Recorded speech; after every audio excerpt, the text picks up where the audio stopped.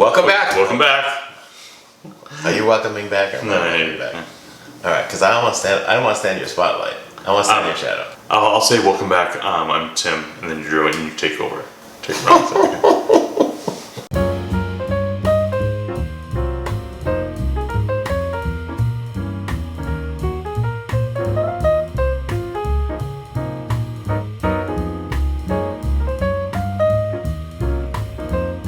Welcome back to another episode of Plant-Based Dads. I'm Tim. I'm Joey.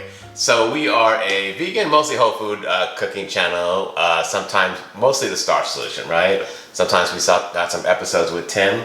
If you like what you hear so far, please hit that like button, show us some love, and click on the subscribe button. Think about becoming part of the Plant-Based Dads family. Did you know that you can get these videos early if you become one of our Patreons or PayPal financial supporters, right?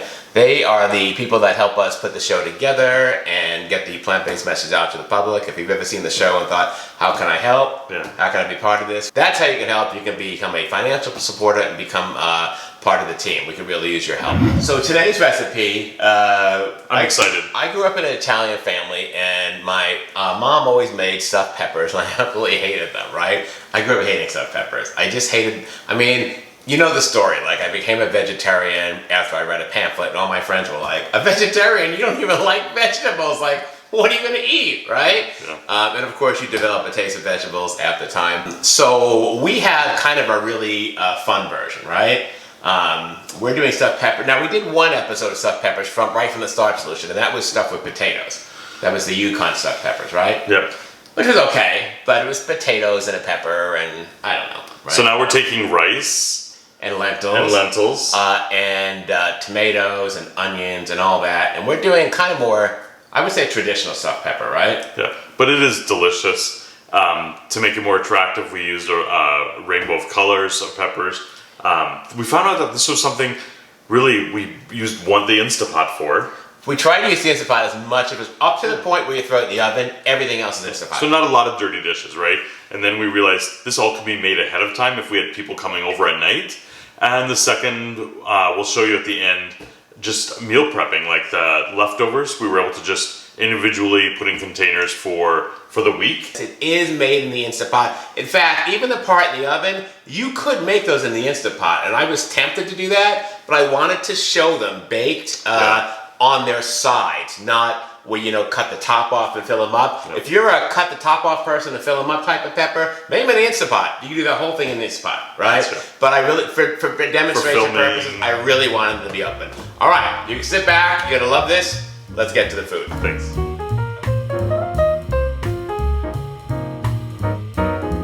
We're gonna make our tomato sauce first. Let's break out the Instapot. Most of this meal is made in the Instapot, which is a fancy way for saying it's too hot in Arizona to turn on the oven. I'm gonna start off with a tablespoon of water, and I'm gonna set my Instapot to saute.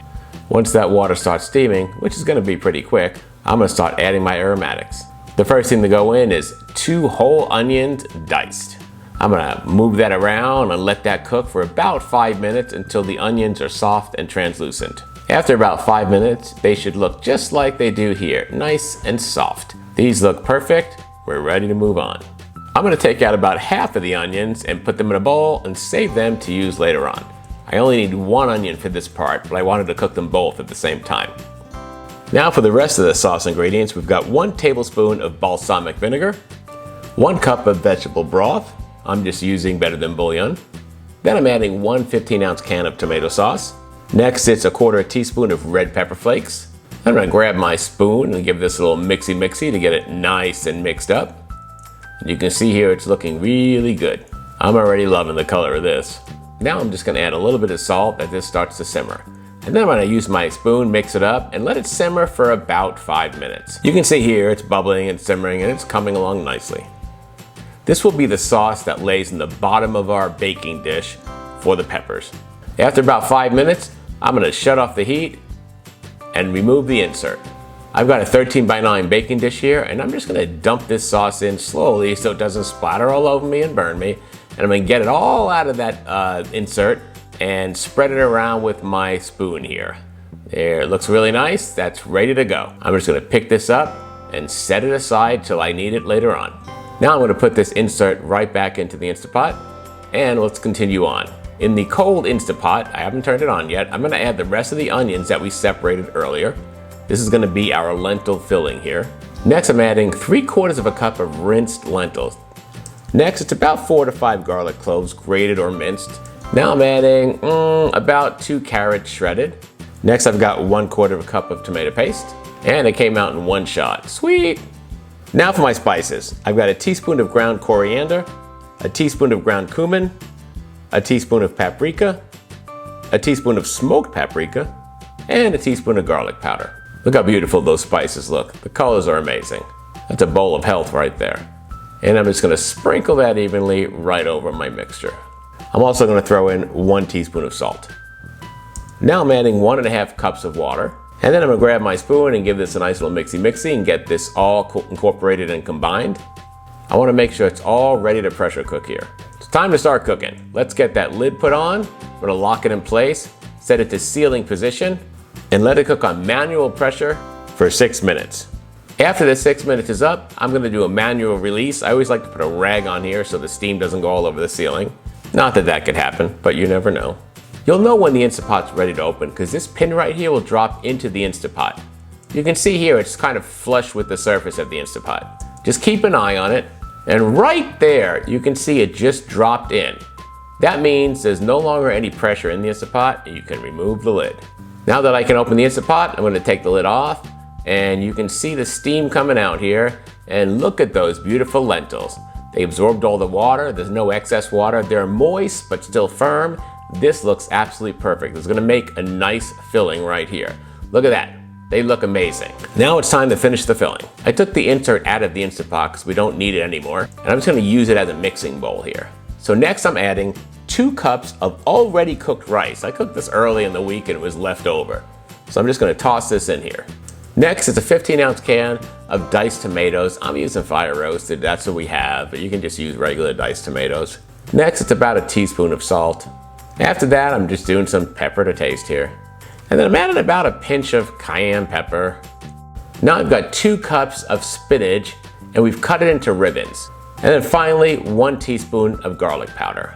Now I'm grabbing my spoon and I'm gonna give this a nice mixy here and try and get this all combined together. This is my filling right here. And take a look at this. This is what's going in the peppers. Look how amazing that looks. You've got your rice, you've got your tomatoes, the lentils, the spinach. This looks absolutely beautiful. This is gonna make a nice filling. All right, now I've got 1 of each color pepper, because you know how I am. And I'm grabbing the green one first, and I'm just gonna stuff these things one at a time with as much stuffing as I can get into these things. Be real liberal with the stuffing. You wanna get these filled up. And I'm patting them down, but then Tim's behind me saying, don't pat them down, don't make them look squished. So now I'm trying to not make them look squished. But you can see how beautiful this filling is in this lovely green pepper. And you can see the baking dish with the sauce in it. I'm just gonna add this pepper right into that baking dish and move on to the next pepper.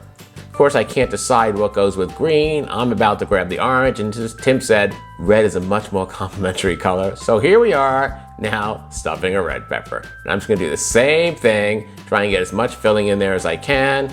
And then I'm gonna drop it in this pan and try and decide which color to do next. And we're just gonna keep on going till this pan is full. And you can see here, what a beautiful baking dish of peppers ready to go in the oven. The last thing I'm gonna do here is take some nutritional yeast and just kind of sprinkle it on top. This is optional. I just think it'll give it a nice little boost of cheesy flavor on the top. But if you don't wanna do this, that's fine. It's gonna taste amazing either way.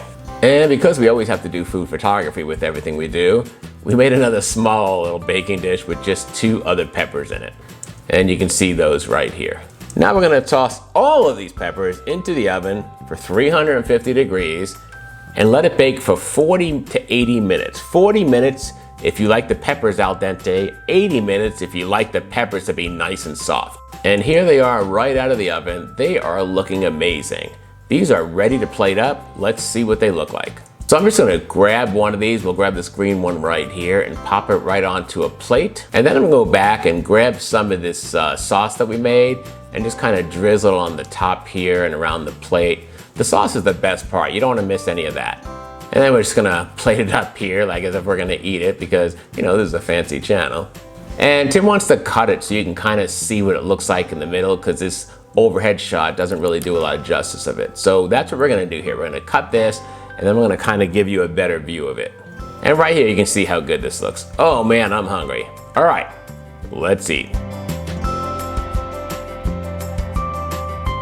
All right, so you can see here, it's actually looking absolutely beautiful. The stuffing is there's a lot of it, and you can see the rice in there, and you can see the lentils in there. It's looking pretty good, right? Like, I can't wait to eat this. Yeah. So let's give this a shot. You've cut it up here nicely. I'm just using my fork, and my fork like went right through this. So it's not even like I need to, like, you can tell the pepper's cooked. Yeah. Right? So I think depending on your taste of cooking, if you want this to be a little bit more firm, or if you want it softer, you can change the cooking times. Yeah, we talked about in the voiceover, 40 minutes for 30 to 40 minutes for just a regular pepper, and about 75 to 80 minutes, hour and a half for soft pepper. Let's give this a shot, see what it tastes like. Wow.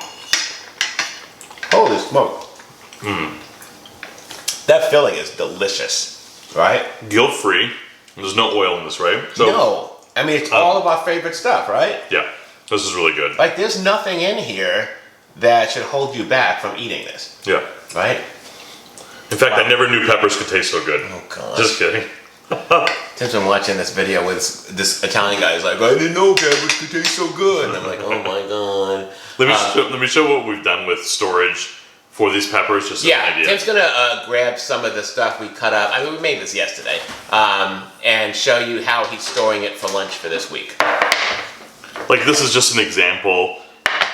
So you could make this as a meal ahead plan.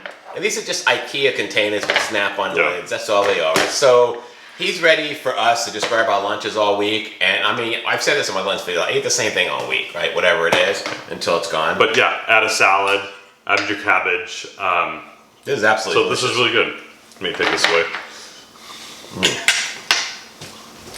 So good, guys. Absolutely delicious. So the whole time we were making this, I kept thinking about the bell peppers being different colors and how fun that would be on a dining table for entertaining.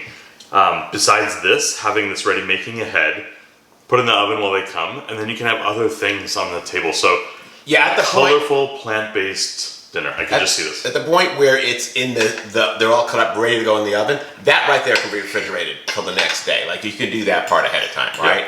Yeah. And then just an hour and a half before they get to your house, throw it in the oven, right?